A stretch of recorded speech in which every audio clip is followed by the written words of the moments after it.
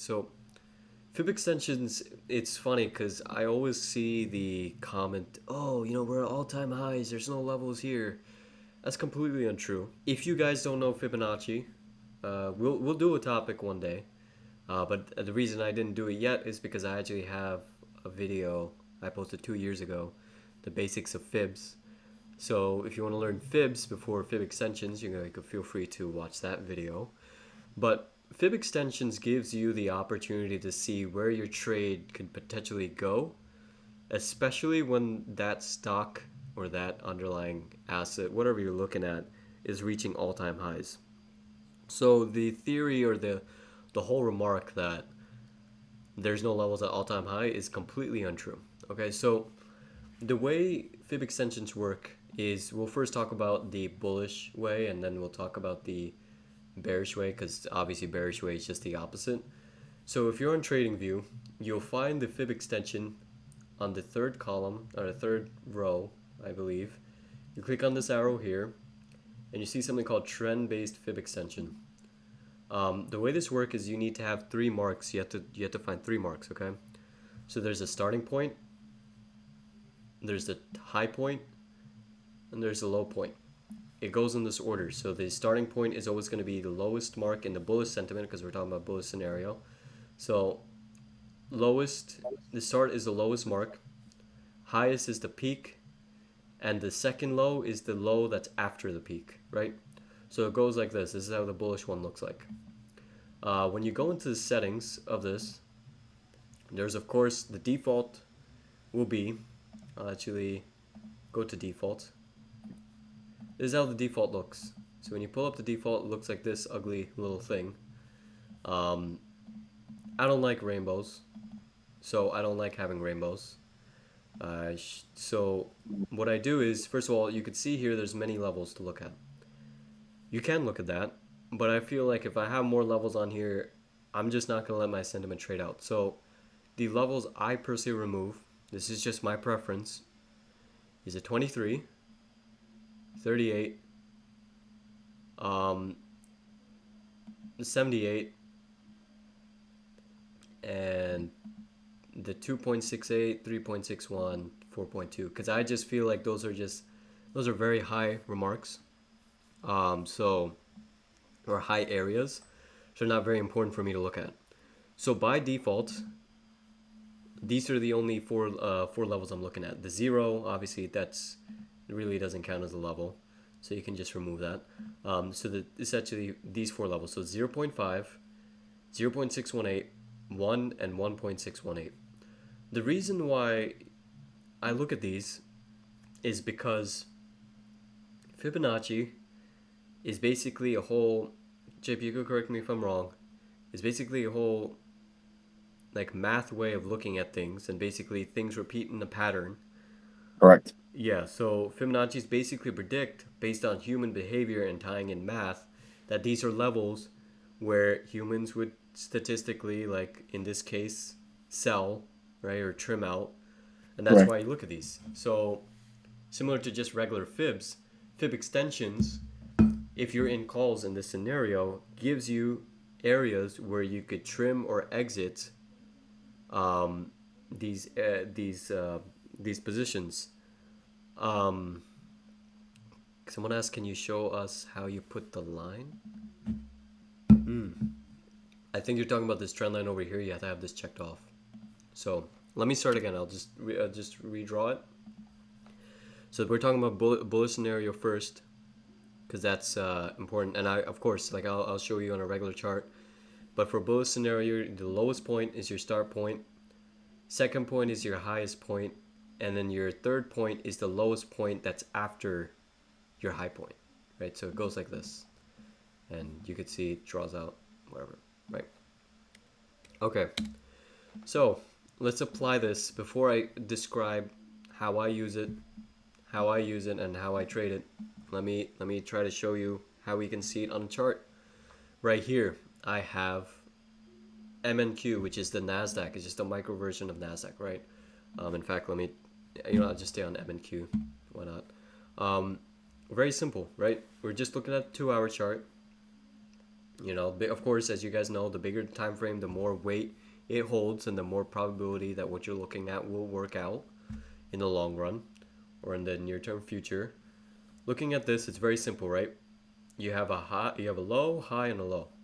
I'll draw it right here. So you have the low over here, you have the high over here, and you have the low over here. So this is theoretically, let's say you're looking at taking longs. I'm going to give you a hypothetical area. Let me move this over. Actually, you know what? I'll just leave this here so you guys can see it. And let me extend it to the right so you guys can see it. Okay, there, that's better. Let's say you're looking at NASDAQ and you're like, hey, you know, I want NASDAQ longs. You know, broke above. It's coming back and retesting. If it bounces off 2648, and I'm bullish, let me, you know, get onto a long-term hold for NASDAQ, whether it be QQQ calls or NASDAQ longs, right? Let me just get into them, right? So you get in them over here. And of course, you know, your regular resistance points are of course going to be like prior resistance, you know, or prior support, which would be 54, top of the range, which is, you could say, is 327, or it could be 235. But also, if I delete those levels, you can see that the Fibonacci extension actually already displays that. And this ties in with how so predictable human behavior is. This is not an indicator, it's a tool. And if you draw it correctly, you are literally seeing human nature play out in front of you because it is that predictable. One of the greatest reasons of why I'm so successful and why JP is consistently successful when trading is because you have to be able to figure out human, or not human, but people's perspectives, right? Just human patterns. And if you do that, you always have a leg up compared to others. So just looking at this, we already broke past the fib extension. So let's say if I did enter longs, or let's say QQQ calls, long dated QQQ calls, I'm trimming once it reaches, when's this? That's the thing that sucks. So if you extend it to the right, you can't see the numbers. Oh wait, you can. Sorry, I'm dumb. So I'm trimming once NASDAQ reached 86, 2186, and I'm trimming even more at when it reaches, what's this number? 243, right? And then I'll leave runners to potentially test 752.25. So what am I technically saying here? First of all, I have the great trim points. Here's the question about how I trim. Heavy trim here, even heavier trim here, leaving risk-free runners for the aggressive point over here, right? That is how I look at it. I'm a risky trader, so I trim second heavy here, heaviest here, and third heaviest here, right? Because I want to let my runners run. So my next target, if I was in this trade for NASDAQ, and by the way, I just keep on buying NASDAQ longs every single time the market opens, the market closes, the market opens again, I just buy NASDAQ longs. Small position because I wanted to reach 752. And I have been in very comfortable and profitable longs all the way from this low point over here at 648. I got it, I think, around like 787. So I did get a later entry than I wanted. But I am massively up because I am waiting for it. It touched the levels I wanted. I trimmed out. And I'm waiting for it to reach 752. Will it reach 752? Maybe. Maybe not. But is it a high probability at the fact that we broke above a prior all-time high? We broke above the fib extension levels over here, and the next level that's really coming up is the 1, the 1.0. Now, what can we inference from this? If NASDAQ is very bullish, as JP keeps saying, the rah-rah season, right, or the rally, right, heading into December, if December is really bullish, our ultimate price target for NASDAQ would be all the way up here at 576. And that's not completely unattainable. So what fib extension does, especially if you're swing trading, and yes, you can apply this to day trading as well, is it provides you possible areas where you can trim or manage your positions if you already have or have not done so. and it gives you areas where you can look to hold your trades if you're comfortable holding your trades. So that is the whole premise of a fib extension. That's the whole use of a fib extension. That's one of the reasons why I'm great at holding runners, because I'm not just looking at to an empty space here on Nasdaq, Nasdaq all-time highs. I don't just have, you could of course draw a trend line, be like, hey, that's a resistance point, or you know anything like that. That trend line's horrible, but I don't. Not only do I not have this trend line, but I also have these fib extensions. So now, what is if I tie in multiple factors here, what is this showing? This is showing is there's a bigger time. Let me just actually make sure I have the right trend line. There's a bigger time trend line right here. You can eyeball it and look where it coincidentally lines up with. So if on Monday or Tuesday we gap up on Nasdaq and we test this level, lo and behold, you will find that the trend line perfectly matches up with it. Is this coincidence? No, it's not. It's math. I'm Indian. I'm born with math, bro. This is math, dude. It just lines up. It's perfect. So you figure out. I get so many questions on swings. Hey, where do you see this going? Easiest thing I do, I just draw a fib extension if it's bullish or even bearish, and I see where my estimates are. And when you're at all-time highs, these are the levels you want to be looking at because they just line up pretty well.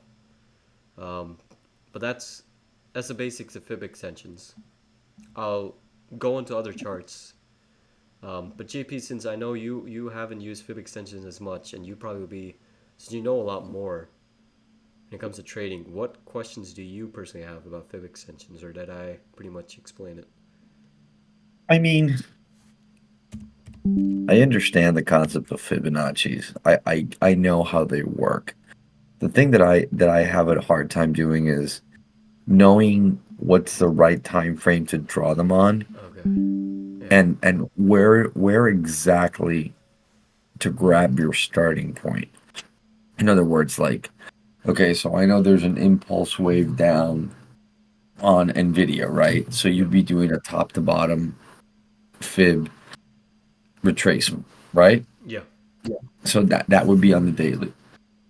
So can Correct. you draw that right now really quick Yeah. from the Sure. top to bottom? Can you So just draw that? if I'm looking at this, I want to go by relevant information. So that's not too far back, but that's far back enough to get enough information. Yeah, yeah. I mean, that's Yeah. the same one that I would be using, but I don't want to use that one. I want to use the other one. No, no, you can't pick and choose.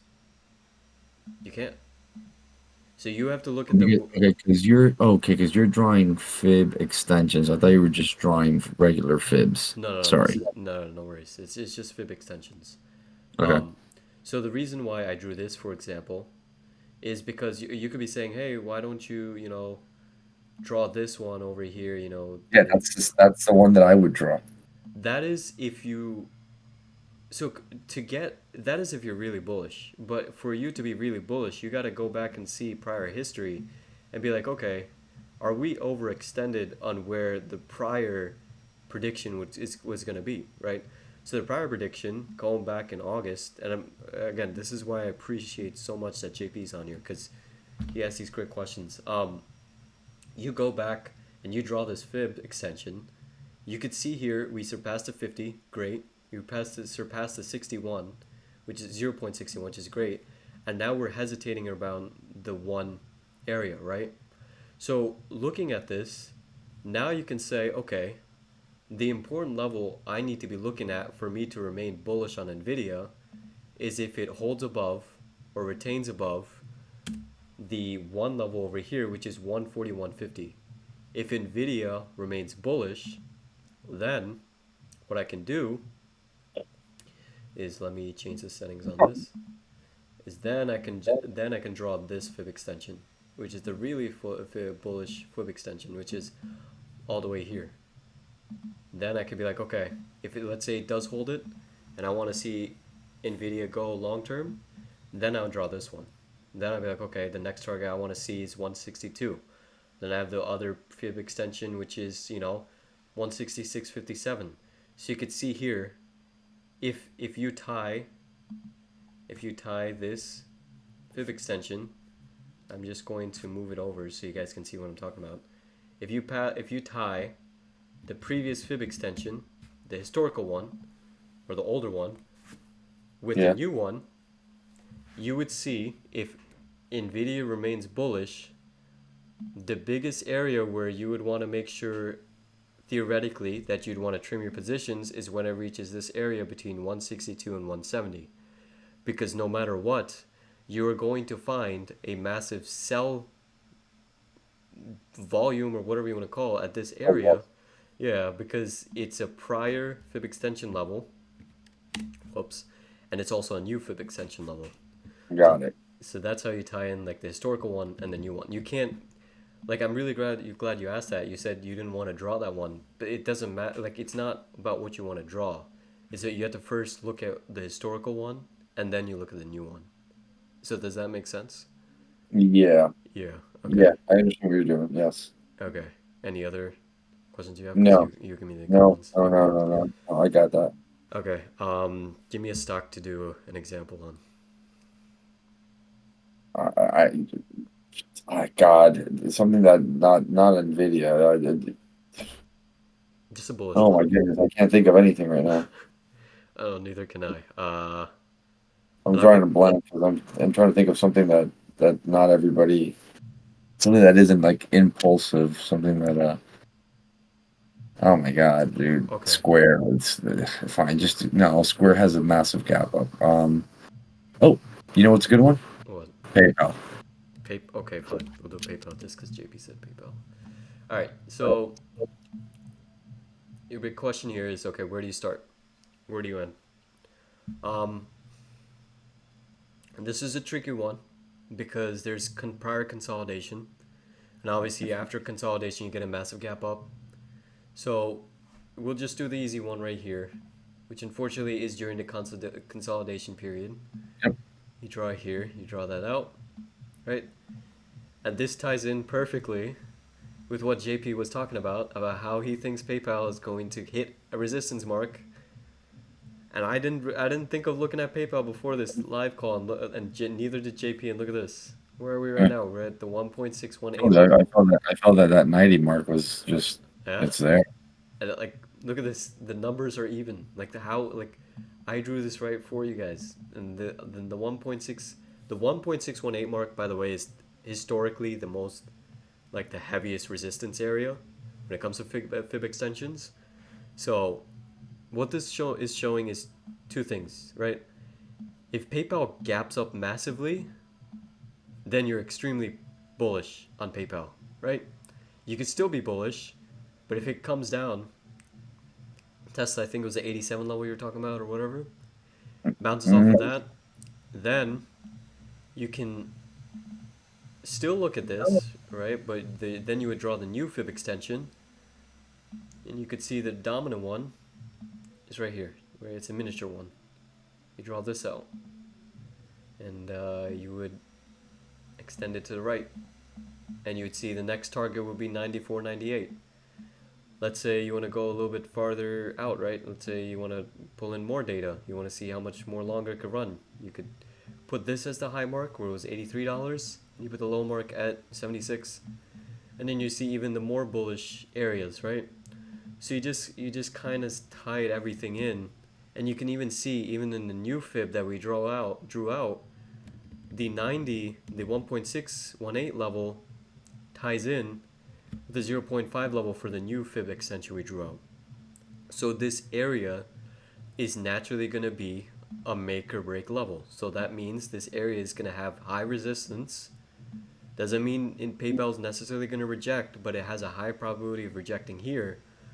And let's say it does not reject and it gaps above this area, that means there's going to be an extremely volatile movement pushing them into the 102 and the 119 area. Um, but yeah, PayPal is a really great example. Let me show another one on Upstart. I've never. Yeah, Kevin, I gotta hang up this call. Okay. Um, so I'm gonna let you finish this up. Yeah, like I always say, thanks everybody who joined, and Kevin, the floor is all yours. All right, enjoy your night, JP. Sleep well, man. Props to JP. He was on here an hour earlier than I, so it's only naturally my responsibility to stay on a little bit longer than him. Old dude, he's got to sleep now. But anyway, I suck on making jokes. So we could see here an upstart. Our starting point would be back in August 2024. That would be our low mark. High point, we would just do the historical one first, right? We want to see where we are. We would do the high point of $57, low point of 47.08. You could see we already blew past. Like, this is like, how much more like sense do I need to make for you? You know what I mean? Like, look at this. This is like, if you drew this fib before this whole gap up, look how perfectly these levels line up. You know, this 0.5 level is now a support. The 61 level was an area of resistance and hesitation, and this around the 1 area is just an area where we rejected. So now for upstart, our next target would be 106, and I'll do a more newer fib extension. So if I draw a newer fib extension with more recent data, we'll do the same low mark. We'll do the new high point, and we'll do it's actually this low point, and we extend it to the right.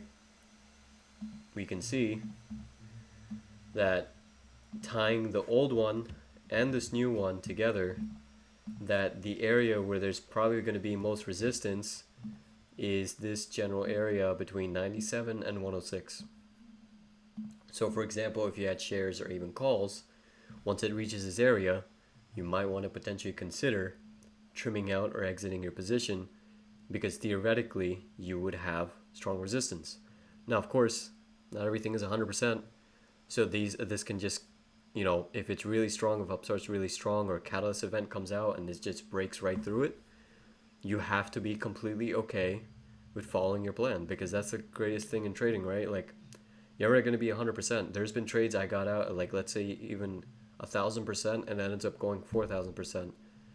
But I followed my plan. I followed something that was there in front of me, and how can I complain about it?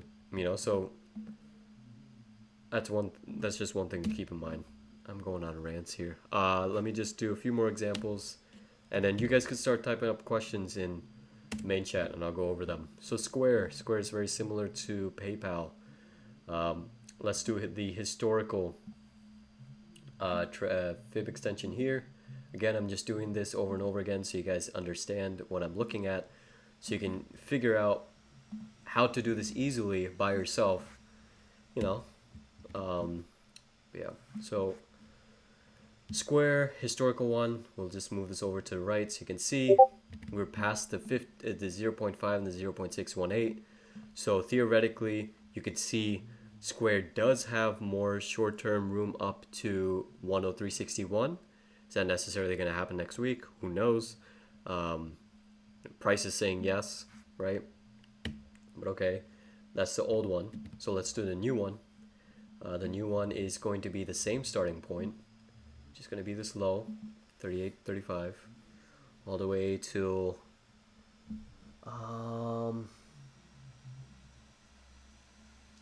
it's really tricky because we didn't have a really nice retracement, but let's just do 94.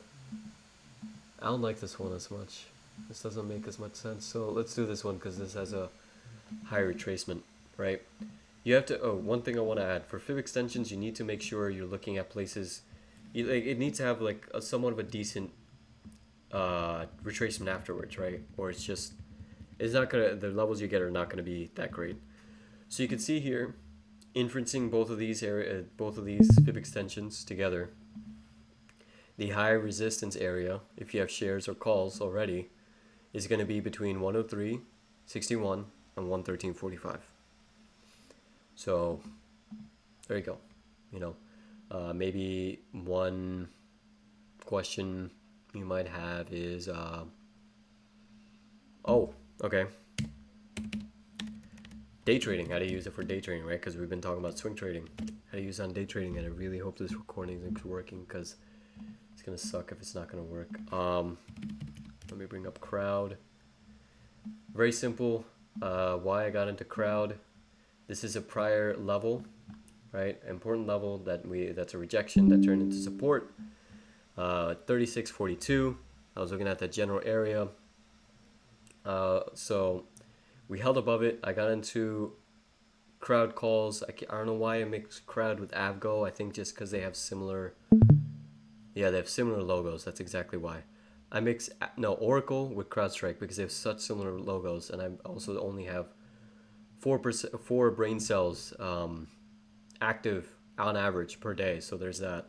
But okay, so I'm looking at CrowdStrike, and when I was trading this, yes, I did have fib extensions. I did look at it briefly, and there's multiple ways you could do this. You could do it from this low point to, that's the wrong one. You could do this low point over here to this high point, and you'd use this as the low point. This is exactly the way I did it, and you could see the area I was waiting for. Since this was since this was 0 DTEs, I had to be realistic. So I did, of course, trim my position along the way, because you never know when the contracts could just lose significant amount of value. But you could see the area I was holding my runners to. And if you literally go, if you still have the crowd contract available for you to view their option chart, the last trim you will see is my trim, because I was looking at this area and I knew exactly around which area I'd want to trim. So, why was I looking over there? Because of the fib extensions, and of course, that fib extension could literally line perfectly up with a prior level. No matter how I draw this fib extension, right? If I draw this new one, sorry, I want to make this less confusing for you guys. If I draw this new one, you could see, where exactly I'm looking. Even if I drag down the starting point, right? They line up. So you can see here that the area I was looking at was between 3070 to 3072.92. CrowdStrike was actually a really profitable trade for me on Friday, because this was the area I was testing, wanted to hold for.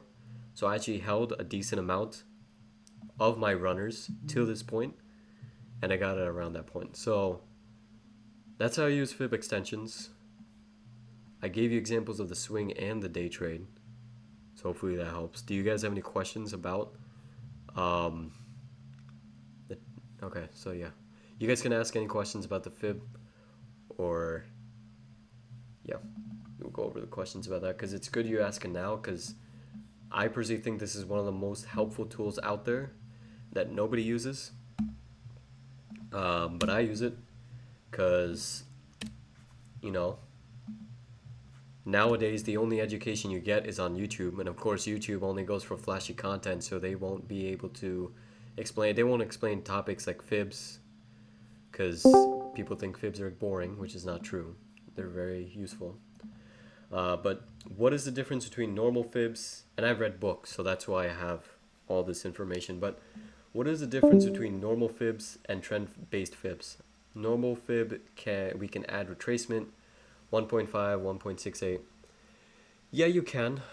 But you have to also realize the way fibs work is it's just 2 points. It does not take in the third point. So what Sambhav was saying, hopefully I said your name right, because I'm Indian but I have an English accent, so I suck at my Indian accent. But basically let me delete everything here. Actually no, let me go into here and let me delete everything. So basically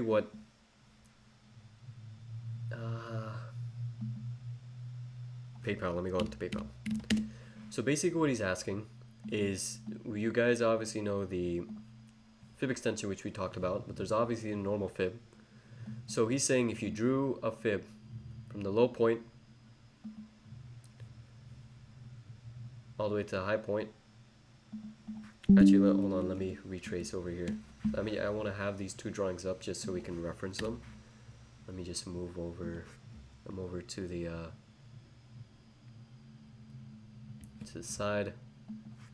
Sorry if I take long on my explanations. I just really have an obsession of making sure people understand exactly what I'm saying.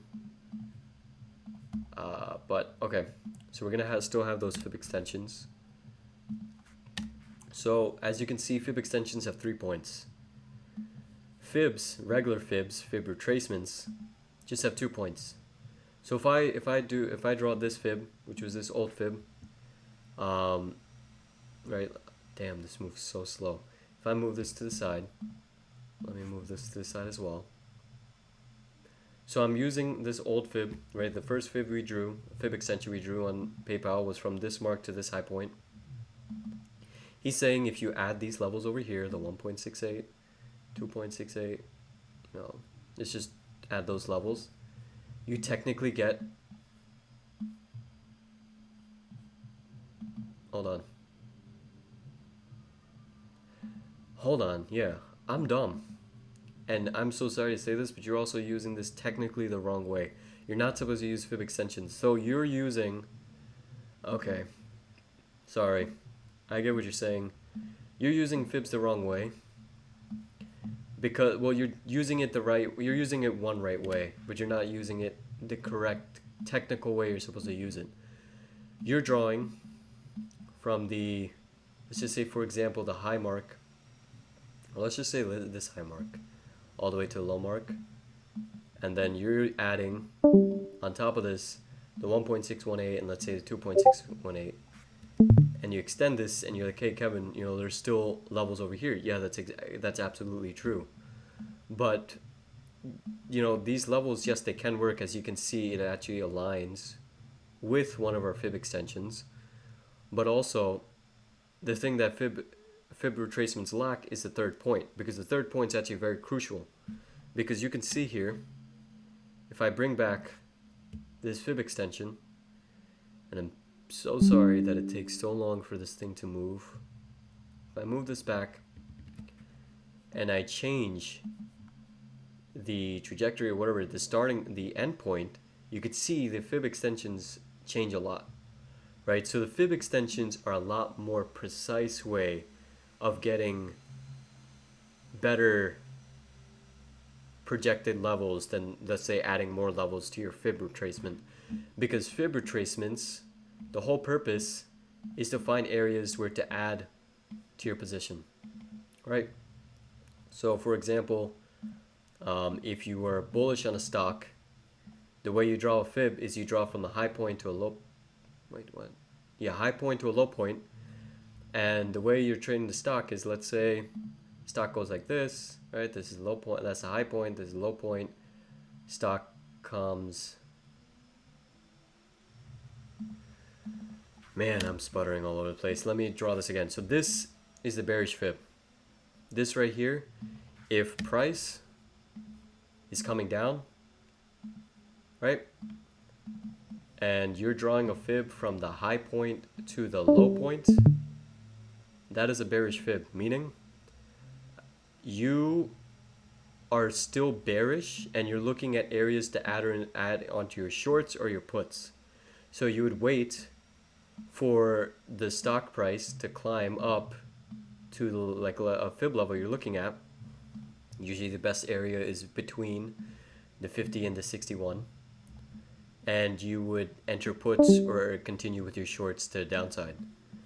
Now, the bullish fib is where you start from a low point to a high point. So if the stock goes like this,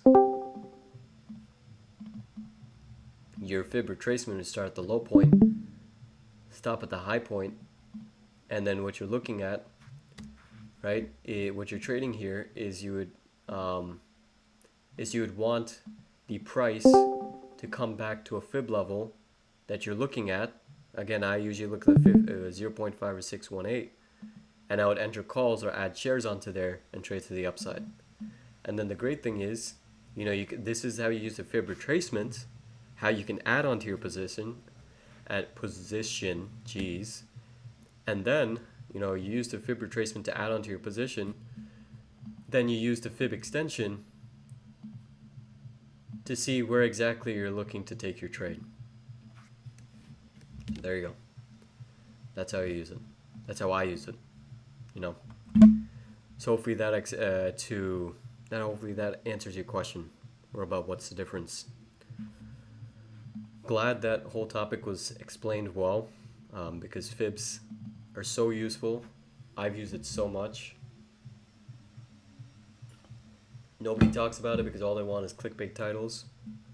I'm already an old soul, so I already naturally know this stuff. Can I show the fib to show for Adobe? Can you use the fib to show for Adobe? Absolutely. I'll use Adobe. Show Adobe. Kevin, did you start reading it? Yes, I did. That's why I have glasses, unfortunately. I'm not a nerd. I don't look like a nerd. But I do have glasses because I did read at a very young age. And trading books are something I did read. And I still read trading books till this day. But it's very important to know what you're reading, because not everything is... people think they're smart because they traded for 4 years and then they know a whole grasp of the market. When in reality, the market is like seasons. It constantly changes. It changes after a certain amount of time, goes back to it after a certain amount of time, changes again to something new, and goes back to old. So keep in mind, you always want to look at things that are known to be true for a very long amount of time. And one of those examples is fibs. Fibs have just been used for a long amount of time.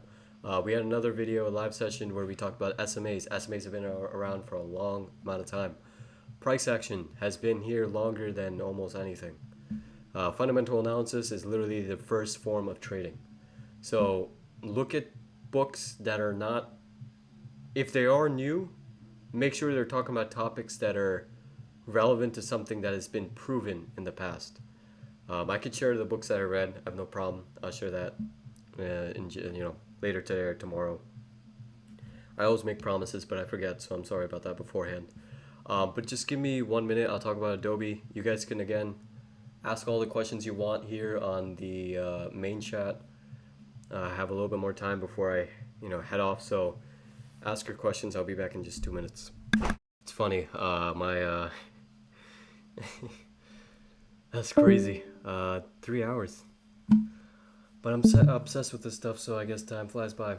So Adobe will do the fib retracement for this. Actually, let me see something.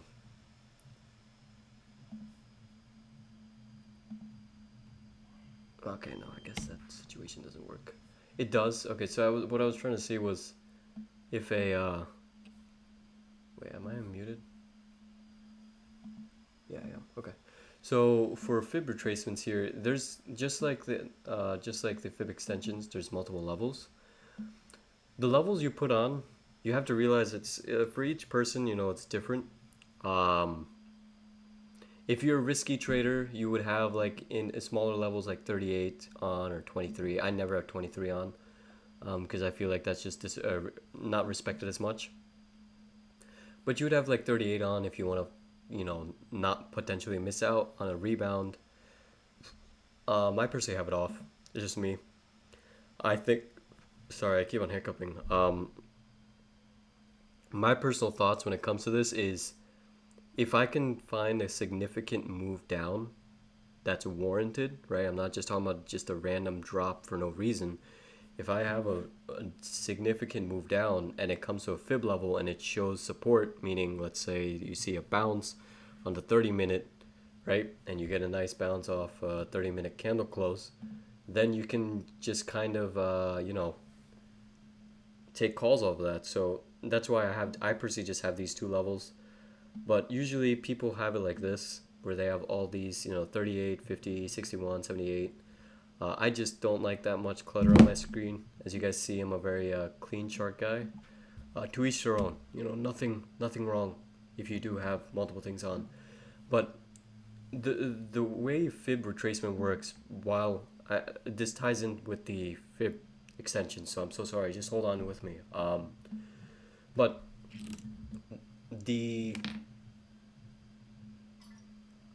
sorry, I was taking a drink of water. So the way the fibs work in my observation, so a lot of things I teach you guys is things I learned, the best things, the greatest lessons you learn are things that you observe, right? So I observed a lot of the stuff that I teach you guys.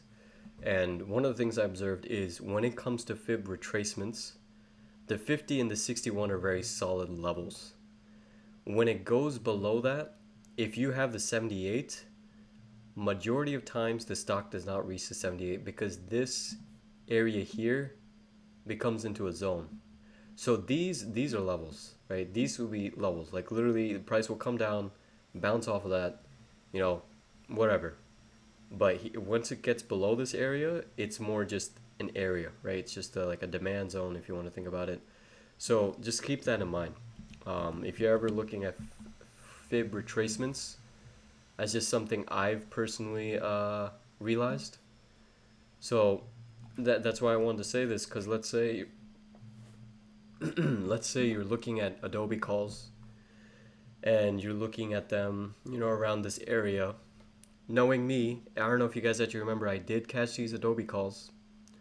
Um, you have a price divergence, meaning price is going down, you're forming a trend line, and eventually it's going to break above that trend line because it's a valid stock. I'm not saying everything will break out of a trend line, but one, it's a valid stock, and two, it's coming near your level, right? If you even negate the level part, you're below the 61.8 fib, which means that this area becomes into a zone. So the way you trade levels and zones is a little bit different, and I know I'm adding on to more, but I think this is useful to listen to. When you trade a zone, candle formations are a lot more important. When you're trading a level, wicks are a lot more important. When you're trading, what I mean by this is when you're trading a level, if you have it, let's say I'm always going to be a perma bull, so most of my scenarios are going to be bullish. If you are, let's say you have a level here, right? Like let's say this 50 level, 50 tends to 86. If you have a nice wick to the downside, that represents that that level has significant buyers at that area. When you have a zone, the zone represents a area of where potential buyers might be. So then what you can't exactly look at a pinpoint, you know, oh, here's the start of my demand zone, because yeah, you know, sometimes it might turn out to be the case, but is it safer, in my opinion, to not try to figure out, oh, you know, there's a bounce, so I'm going to get in, but instead look at, hey, you know, we have consolidation in a demand zone, right? Because the demand zone, I'm telling you, like between these two areas, it's technically a demand zone. Um, you're finding consolidation, right? You could see consolidation, and then you have a great candle here on November 5th, which is when I got into Adobe calls, because I had the same exact fib retracement on, and I knew the second it was below the 61 level, I can't wait for a level bounce. I would rather wait for a candle formation that I like, a bullish candle formation. You guys know this is a candle formation I love. You know, it represents that the buyers are present. They're able to push the price up, and there's not much of a wick to the upside. And the day ended up closing pretty much bullish, right? Like very close to its high of day. So you can see after that, Adobe rose, right? So then your next question, if we move over the fib, we have the slow move to the left. And you bring up the fib extensions. Let's say you got them the same day as me, because I know some people got the same Adobe calls as me. You draw the start, right? It starts on the bottom. We find the peak. The peak is over here. The low is right below, a little bit before where we entered. And we move this along over here. And like, how much more can I joke with you guys? Like, what more can I say? It's like, yeah, of course, you know, Monday can come and of course it can go up. But isn't it not great? Isn't it great to have a plan? To like, hey, I want to trim here, and if you trimmed here, would you not be satisfied thinking I trimmed at a valid area? You can look at Adobe and you can have 100 levels on here. But how will you know which one is the most important? Yes, of course, if you have the patience to be like, hey, you know, this one lines up with VRVP. Again, we have a video on VRVP. Watch that. You know, you could go and say, oh yeah, this level is important. But like, how much easier can this get? You know, if you guys have another way, you know, of course, tell me. Unless it's ICT, I don't give a crap about ICT. Don't ever show that to me. But you know, you could draw whatever fib extensions you want. I always like going with the bigger ones. I think the historical ones set up way to show you, you know, where exactly. Sorry, let me redraw this actually. The historical ones, I feel like you have to always do the historical ones first because they show you if the sentiment is still valid, right? So the fact that we drew the old one, we're only reaching the 50 fib. Does that mean we'll necessarily reach the 61? No. But is there a higher probability that we will? Yes. Because in every single scenario that we went over so far, when a stock is bullish, they don't just break through the 50, they also break through the 61. So you can see here, I even drew a more recent fib extension where it was this low, this peak, this low, or I think it was this low. And you can see here that the one level lines up with the 61, 0.61 on the old fib. So what this possibly can inference with us is there is a higher probability that Adobe reach 569 to 570 the coming week or the week after that before possibly having hesitation. So yeah. Let's see. What else do you guys say? Trading, not. Oh yeah, I did. I did start trading at 11 years old. No, wait. No, 12. Because I've been trading for 11 years. If I started trading at 11, that would be weird. Even though, of course, trading at 12 is weird itself. But nowadays, kids start trading at like, I don't know, 10 years old, so it doesn't matter, I guess. But it was definitely weird for my time. I act like I'm old, but yeah. If Kevin needs glasses, let me know. I work in. The funny thing is, my first job ever, I worked in an optical store called Provision. So I know a thing or two about glasses, so you can't scam me with that, you know, anti-reflective bullcrap, you know? I'm just joking on. Put your glasses on? Yeah, unfortunately I put them on all the time. It's because of my dumb... I read too many books. Anyway, I will share the books. I thought I did share the books a while back. I guess I did not. I will. I'm the guy who promises to do stuff and I will do those stuff, but you got to remind me at the same time. If I say I'll do something by Tuesday, if I don't do it, there's no problem to remind me again. So feel free to remind me again if I don't post it soon, by Monday. By tomorrow, actually, so ping me on that. I didn't hear. Oh, yeah, so I did start trading at 12 years old, yes. I'm currently 23. Did you cut loss with Fib 2? I remember last week you guys said to cut loss at daily candle close, but the DIA trade was cut in the morning. May I ask how did you make that decision? Yeah, so DIA was a sad First of all, this is why I love JP being on these calls.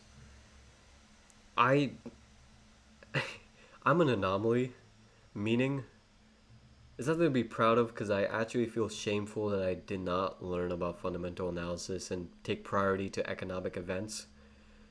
Because before I met JP, I'll be completely honest with you, I was very arrogant in the terms of not caring about economic data and anything like that. I just did not give a crap. A lot of things went my way because, yes, I did read price action right, but there were still times where I could have avoided being in a bad trade because the price looked great, but next day economic data came out and it just screw up the trade. What happened with DIA is the setup was great. You could see what I was looking at on the daily. I don't like rising wedges. I think rising wedges always rise. That's why I'm a perma bull. Because anyway, like majority of times, what happens to you when you trade a rising wedge? Yeah, you might, if you get it at the top, sure. Usually comes to a trend line, goes back up. By the way, I said this last year around the same time, and I will say this now. I personally would not short rising wedges on tech stocks that have strength unless you get confirmation. So what's confirmation? And I will answer your question about DIA. I'm sorry, I know I'm going off task. But what's confirmation for a rising wedge?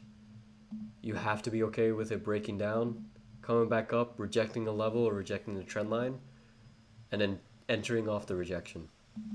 This is a by far, in my opinion, safer entry than trying to enter over here thinking it's going to break or entering right at the edge of the trend line. So that's just my 2 cents on that. But DIA, you see what I was seeing. I entered on Thursday. We closed on Friday. You might be asking why I closed on Friday when it ended up closing down. Unfortunate, but basically, so if we zoom into 2 hour, because that's what I was looking at, 2 hour, you can see one of my favorite patterns. My favorite pattern is the ascending scallop, right? Basically, people call it the rounded bottom, but that's not the correct name. It's called the ascending scallop. That is a name it had 100 years ago. So inverse of that is the descending scallop. And you could see we were starting to form one on DIA. You could see that when you have wicks to the upside, followed by strong candles to the upside. So you can see that we had that 3 separate times, which indicates the sellers are very strong in this area. So that means once the buyers run out of strength, the sellers, since they're already present, these sellers will step up, and now even new sellers will step up because they're seeing the old sellers or the present sellers stepping up, right? So then you have just a downward sellings movement. I entered on Thursday at close. My biggest mistake, this ties in what I was saying earlier about knowing your stuff. My biggest mistake is I completely forgot that there was an economic data on Friday which came out at open, or actually a little bit past open. It was at 10 a.m. And that affected the contract prices because Dow had stocks that were impacted by the data that was coming out at 10 a.m. Eastern, which was 30 minutes after market open. There was economic data that's coming up that heavily impacted the stocks that are in the Dow. So because of that, this ties in with another thing we talked about, which I did not stupidly pay attention to, which the IV for the contracts were higher than they usually are. And I did not think for some reason that I should check to see what economic data there was, because if I did, the smartest thing for me to do was not take them on Thursday, but in fact take the puts on Friday, because this small little gap up, just to let you know, this should have been a 10% loss with the expiration we had, or 10% unrealized loss. This instead ended up being, I think, 20 or 30%. And obviously, I don't like... Sorry, taking a sip of water. I usually don't like holding my losses past 30%. I'm not that dumbly risky, right? So, contracts were already down 30%. I'm like, okay, I guess this is going to be a bull flag, because if you go to the 5-minute, here, you see the exact moment I got out. The exact moment I got out was where's Friday? Okay, so I got out right here. I got out after this candle because I saw we had a miniature supporting trend line. We're coming to close to yesterday's close, and this is like a miniature level as well, right? So I'm like, okay, great. We're kind of already bouncing off this area. You had a nice wick to the downside. So, data's coming up. I don't want to risk it, right? That was my main thing. If data was not coming up, I would have held. Because I would see, okay, does it get back above the high of day at that point? I had a horrible exit. This trade was actually a bad trade on my end. And I don't usually have bad trades. This was a bad trade because I poorly executed the timing of the trade. I did not look at the things I usually look, which is IV and economic events, if there's an economic event the next day, and to see if, that economic event affects the stocks I'm trading. If I did, I would have taken the puts on Friday. I would have been massively green. If I took these puts on Friday, I would have ended up with a 40% trade for the expiration which we got, which was December 20th. So that means if I even got December 13th, this entire trade would be close to 100%. So, yeah. The contracts, by the way, we entered at $1.60, I believe. At the end of the day, this contract only went to like $1.70 at the lowest. So you could see how IV is a significant impact because since I got it at a high IV area, I sold it at a low IV area, and that like completely killed me. I should have entered on Friday, where the IV was low, and I could have had a trade that was green. Instead, I ended up with a trade that's red. So that's why I exited out of DIA. I think your question was daily. So JP said that he waits for a daily candle to close. I would have waited for the daily candle close, but then again, I realized then at market open when JP was like, hey, there's, I think, I forgot what the data was, but he's like, hey, there's data coming out in 30 minutes. I'm like, oh, shit. Okay, all right. And that's why I exited. If data wasn't there, would have done what I usually do, which is stay in the trade. One thing I really want to go over before I go over the next question, ChatGPT, you can say whatever you want with it. One really good thing, there's different ways you can use it, and I talked about this last live session. You might be asking how I set my trims very quickly. I'm Indian, so I naturally get the math very quickly, but if I can use something to my advantage to get it very quick trims, this is all I do. I just type in my entry point. Look at this. It literally shows me the profit areas, profit percentages where I trim. All I did was, I'll start a new chat so I could show you guys. I'll show you two things that I would actually use ChatGPT for if you don't know too much. Is you could literally say, I entered an option at, let's say, let me give a weird dollar amount that we can't really always do in our head. Let's say 176. And I want the trims that I can take all the way till, let's say, 200%. I want you to put, I know I type like an old guy. I want you to put the trim increments in increments of 10%. And again, excuse my English. So you send this, right? This is taking too long. Usually when it does this, I just say, don't show calculations, because you need this stuff to be done on time, right? Because if you're doing this for a day trade, you need to know your trim points to set them beforehand. Because if you guys read the How I Trade document, I set the limit orders immediately after I enter. And that's why I get amazing fills, because I don't wait to manually trim. So don't show calculations, just list out for each trim, right? When I do that, look how quick it is. Look at this. I got everything I need to know. $1.76. How long would it take for you to do that math or wait till it reaches that point for you to then trim? Let me do another example. You just put in the next point, 215. Look at that.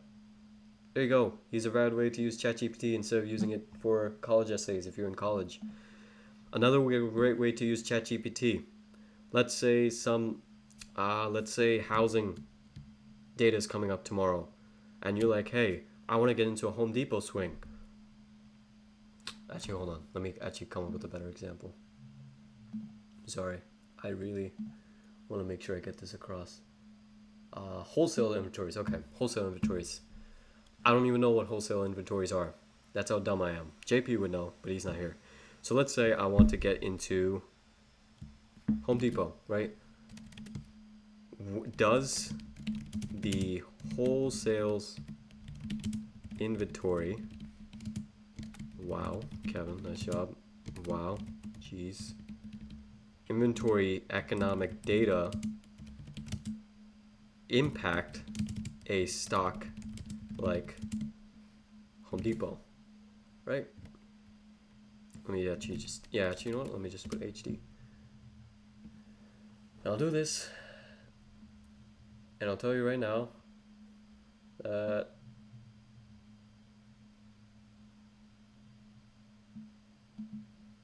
it's one of them. Let's just one on hold to answer simply. As you guys can see, I'm clearly dumb. That's why I'm asking it to simply explain it. So you can see here, yes, like it impacts Home Depot, right? Let's see Square. What about Square, right? Does Square get impacted by this? So look at this.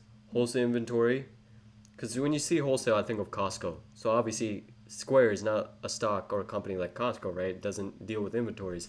So you can see here, wholesale inventory data primarily affects wholesalers and manufacturers, with limited direct impact on companies like Square.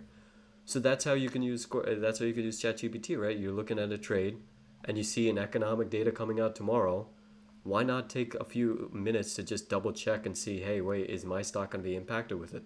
And if you still like the setup, maybe take a lighter position because you don't want to be on the back end of a trade that just ends up going extremely red because of data, right? So yeah, wow, that gave a really long answer to this one. Did he start trading at 12? No, I started trading at 12, not 11. 12. I keep on mixing it up because I keep on mixing up the how many years I traded with the age I started trading.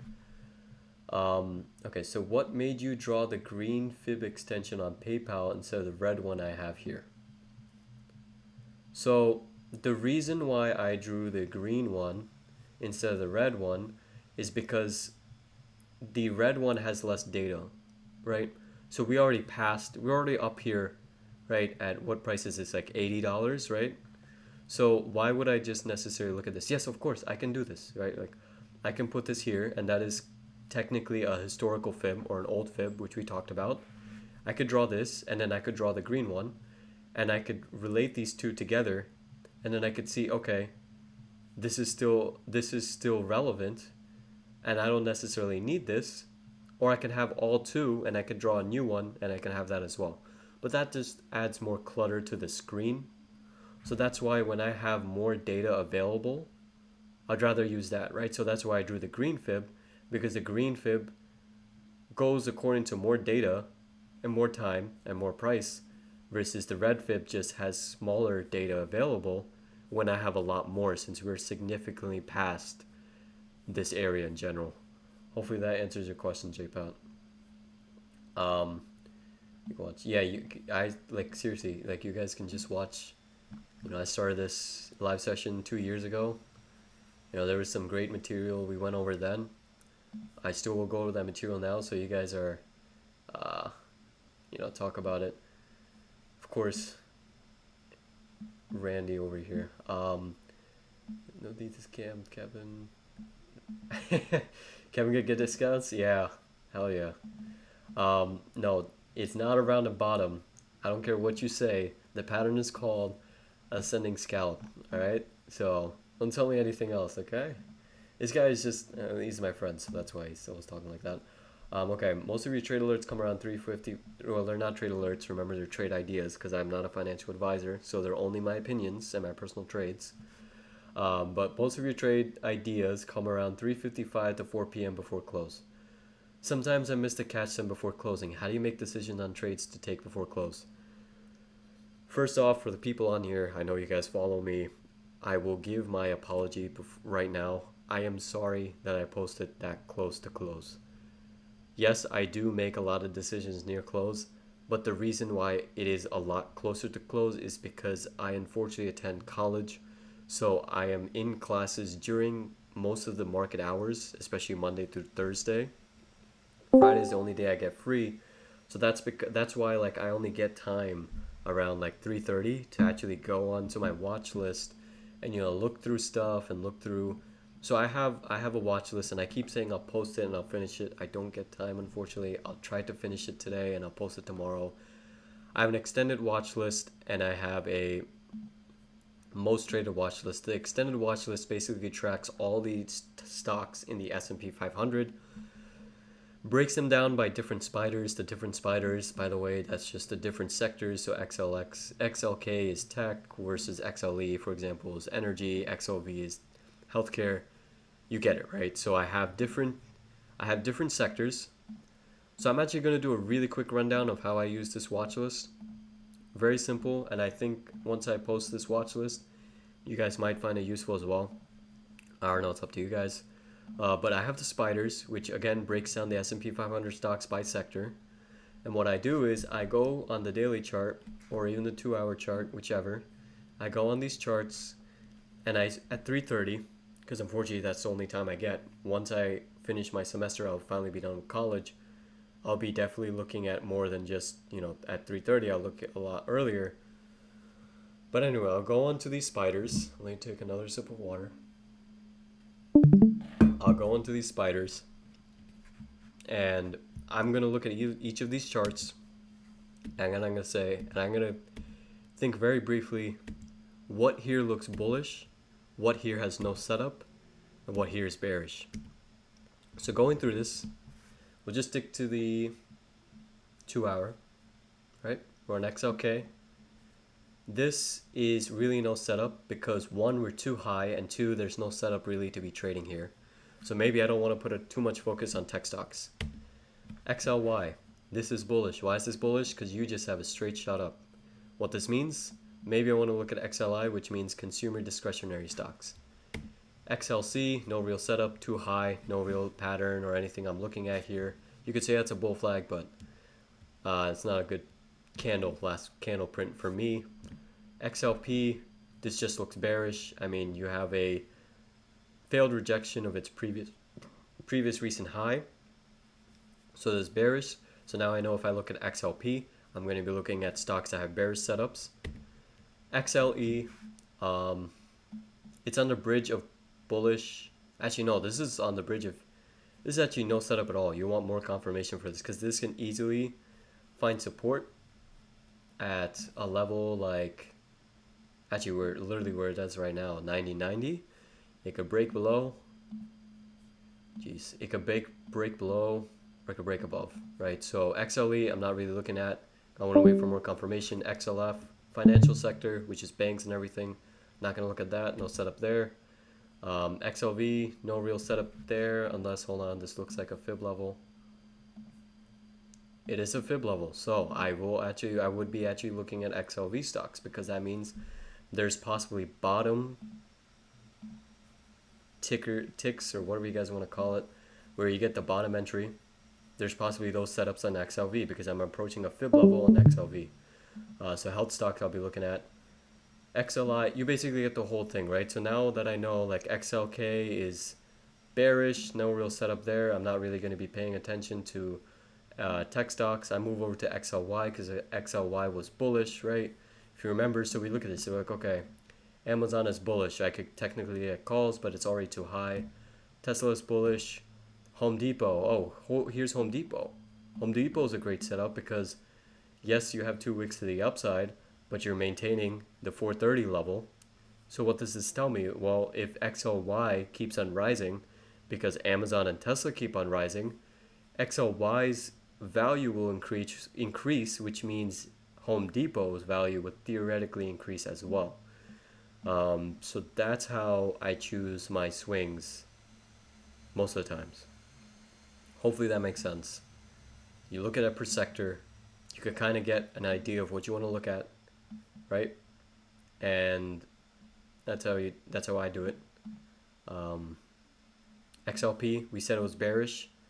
Look at it. Costco, their number one holding, because I ranked this in terms of the weight of their portfolio.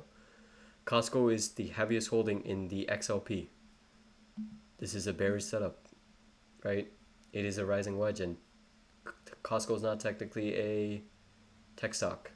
So would I be taking puts right away if I'm feeling risky? Yeah, but Costco is a great stock, so I don't personally want to take puts on it. Look at PG though. What does PG look like? This looks like a perfect example. Almost perfect example, because there's not too much consolidation on top of an H pattern. So PG is bearish. Walmart, bearish. I almost took Walmart puts, by the way, on Friday, but I did not have enough time. Because look at this 2-hour. What do you have here? You have consolidation, and you have a failed attempt of getting past or getting anywhere in this 95 or 96 area. So Walmart is bearish. KO. Horrible close on Friday. Unfortunately, I have shares on this, but what can I do? Um, Horrible close on Friday. This is a bearish setup. Pepsi, extremely bearish setup. You get what I'm saying? So that's how I choose my stocks. Philip Morris, extremely bearish as well. Multiple rejections, multiple failed attempts of breaking above 133. So there you go. So now, looking at all these sectors, which stocks have the highest probability setups? XLP. Because I don't like trading puts, but XLP is bearish. And then when I go to these stocks, how many bearish setups did we literally see that were pretty clean? And that was just on the daily chart. So again, I gave a really long answer, but hopefully that answers your question. Okay. What else? He looks for opportunities between 3 or 4 and enter trade before closing to make sure the daily candle won't change. But yes, thank you. That is another point. A lot of movement happens the last 10 minutes. So even when I get time and my semester ends, I'm still going to be posting trades near close, but it's not going to be as close as like 2 minutes or 1 minute before close.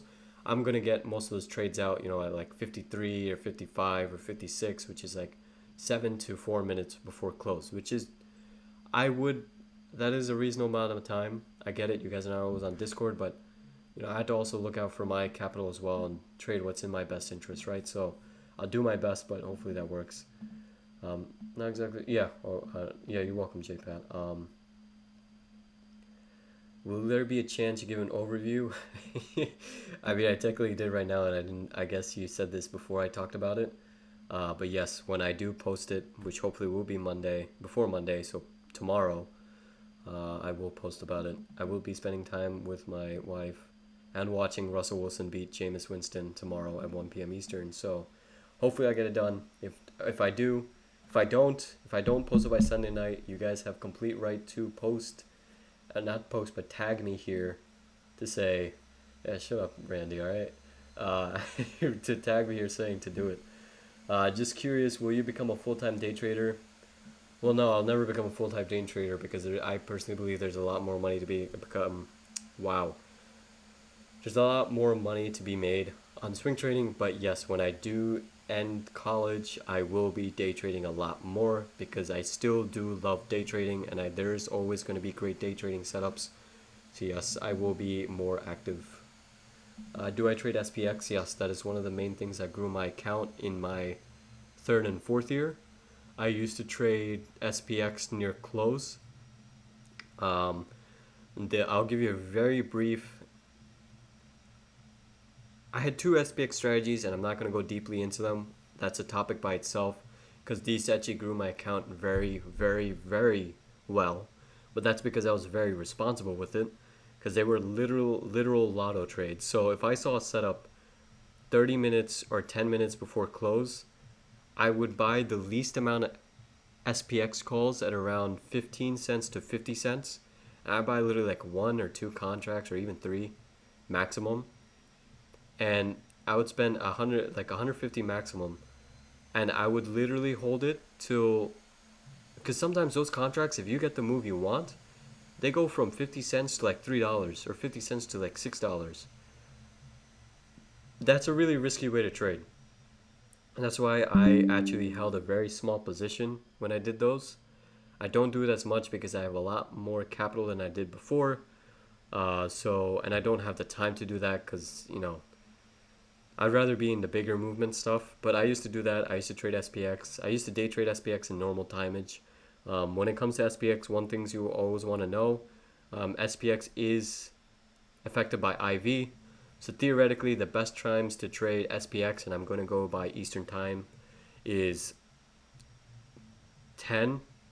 Actually, I personally believe you never want to trade open. So I'm going to just say I'm going to skip the first 30 minutes. So 10 to 11 a.m. Eastern is the first best time. It's the best time because you get valid contract prices and valid contract movement. The worst time is 11:30 to 12:45 because that time is when usually emphasis on usually, volume dies down on SPX and most stocks in general, and IV is compressing at that point because obviously the move is reducing. So you're usually stuck in getting fade out on your contracts or getting IV crushed.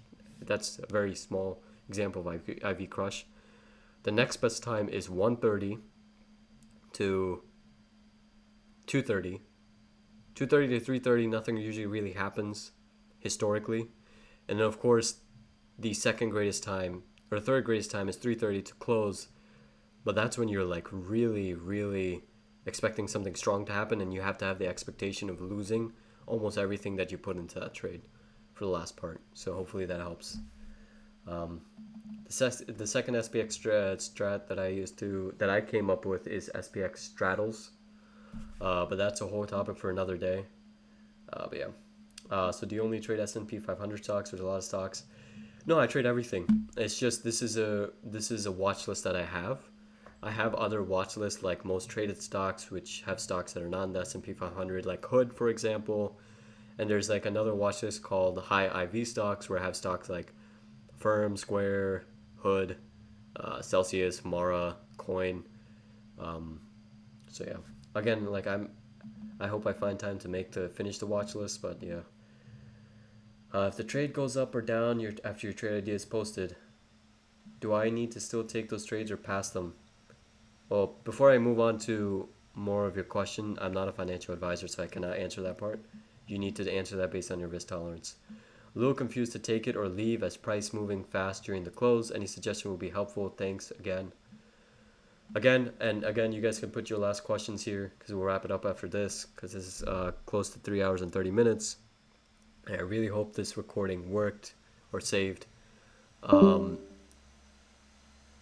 I cannot recommend anything. I'm not a financial advisor. Go seek a financial advisor.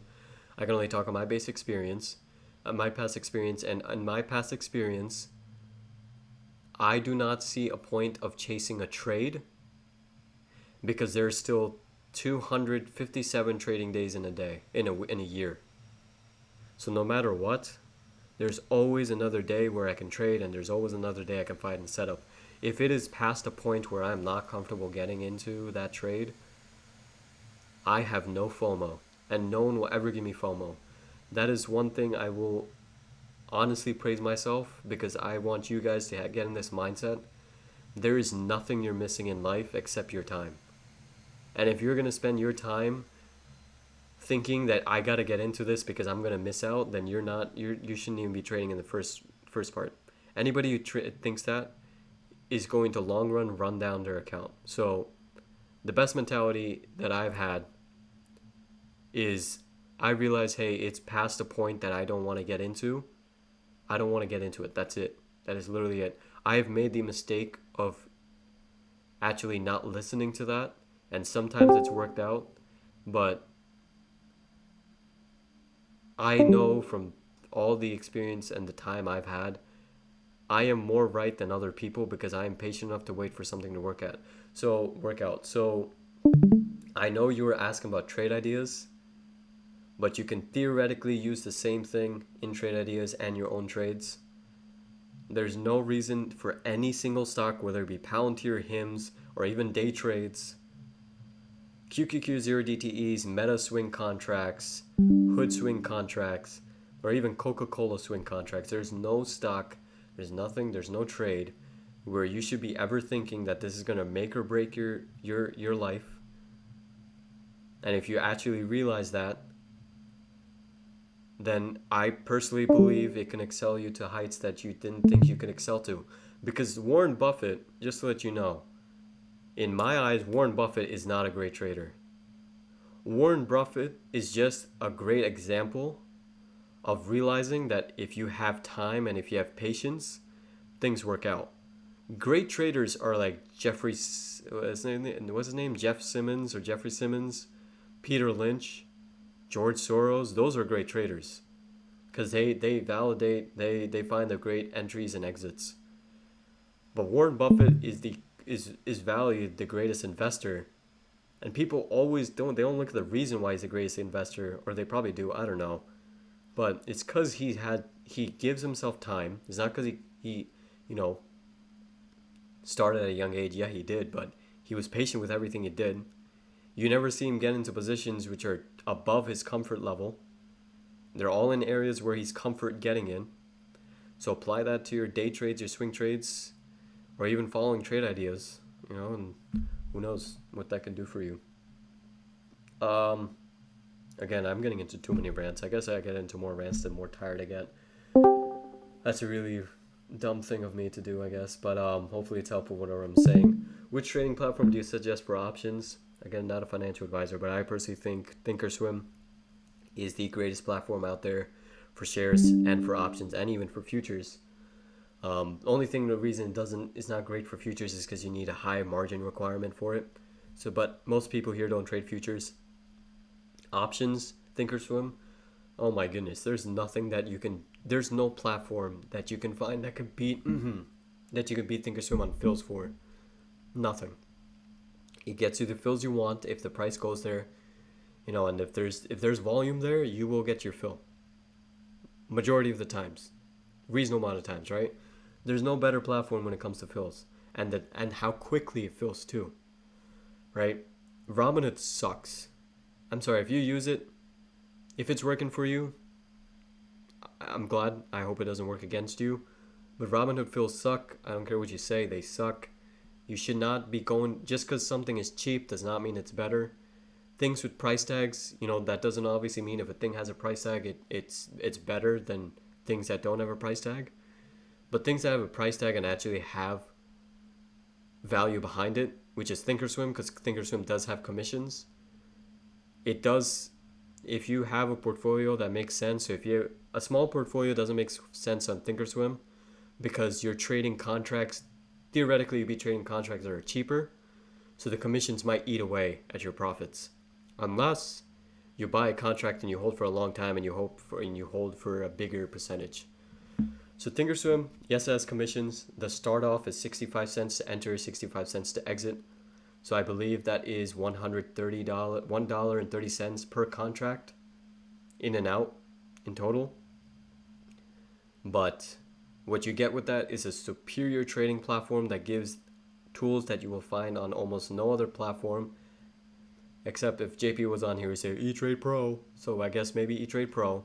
But don't tell JP, but Thinkorswim is better than E-Trade Pro. I've seen it before. It has more tools, best fill times, TD Ameritrade, Thinkorswim. If you guys didn't know, TD Ameritrade owned Thinkorswim before the cucks at Schwab bought over Thinkorswim. But it's still, Thinkorswim has the best customer service you will ever meet for any trading platform. They're very quick. They answer all your questions. And hey, if you have a big portfolio, like let's say 5,000 plus, well, that's not really big, but mid-sized, 5,000 plus, you can ask them, hey, I have more money I want to put into this account, reduce my commissions. They'll reduce it.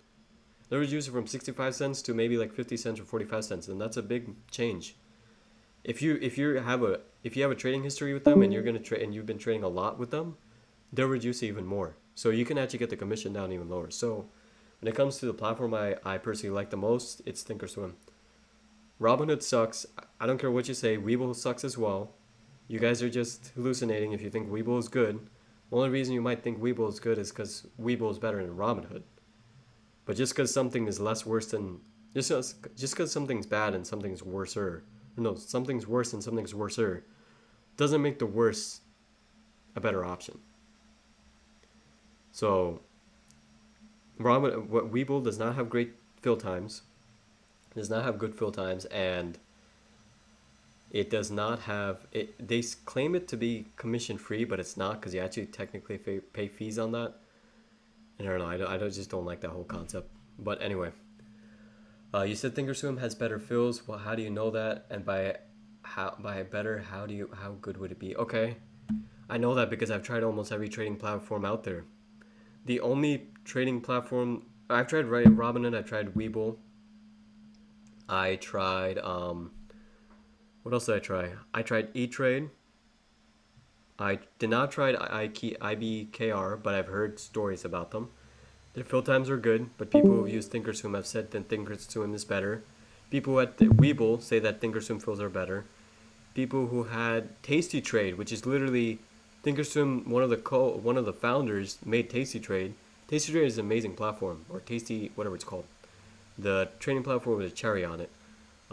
They have great fill times, but even they can't even match Thinkorswim. So it's just because I've used these platforms before that makes me have the high conviction that I have in Thinkorswim.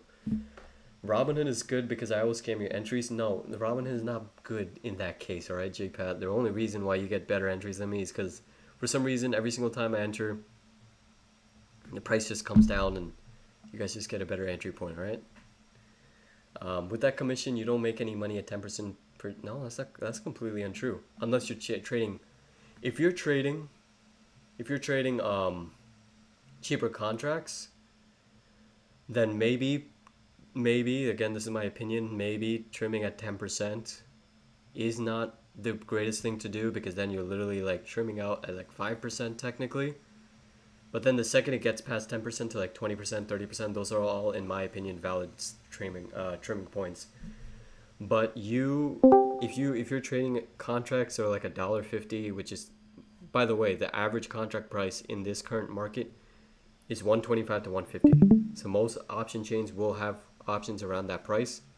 So theoretically, you'll be in more trades that are around that. I'm talking about swing trades. So you'll be in a more options that are in that price range. So that shouldn't be a huge factor. If you're trading, if commissions are a problem with you or problem for you, and you're in a platform that has commissions and commissions are a problem, then you're not trading right. I mean, that's the most blunt answer I could give you, right? Because obviously, if you're trading and you find your commissions actually eating away majority of your profits, then either A, you're not getting in good setups, or B, you're trimming too early. So yeah. Alright, it's 12 o'clock, so I've been on here for. Ew, my wife is freaking texting me. She's even asked me, am I still on the call? Alright, so yeah, wanted to hear this is like 3 hours and. How much? Has it been 4 hours? And 30 minutes? Jesus. Okay. Um, but it's been a pleasure talking to you guys. I'll upload the recordings as soon as I can. Um, props to JP for coming on earlier than an hour earlier. So, the guy whose name parlays, it's a really funny, comment to say that. You should probably tell it to yourself, huh, Randy? But alright, guys, enjoy your weekend. Watch Russell Wilson beat Jameis Winston tomorrow, and eventually go to the Super Bowl. Alright, enjoy. Peace.